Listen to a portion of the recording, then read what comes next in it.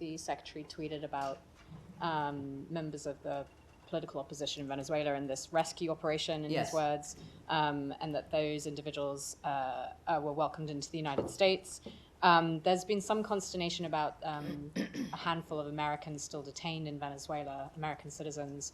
So I just wanted to get some clarity on the ones that were released in this quote rescue operation. They were Venezuelan citizens. What does this mean for the Americans that are still detained in Venezuela, and what could you say to their families who are now a bit concerned about the securing a release for their loved ones? Well, this was a unique opportunity. I will put it that way. But we also know, as President Trump has promised, is to bring every American home. And that, you want to talk of an enduring promise, and a promise that is kept and grows every week, it seems. So that continues. It is a horrible situation to be in, whether it's Edan Alexander and the other Americans who are held by Hamas, or other situations around the world. The president inherited a horrible situation, and he is fixing it.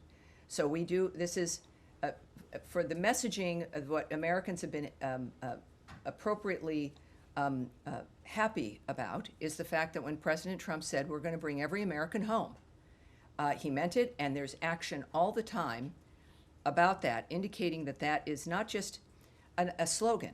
It is something that people work on every day to make happen in very different kinds of environments, very different kinds of arrangements.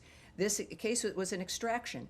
And yes, for American families who still have an empty seat at their table as Mother's Day comes by, and other holidays that have been missed, there is no greater friend to the American people and to this country and its legacy than Donald Trump and the people that he has chosen to work with him to gain the success for American individuals.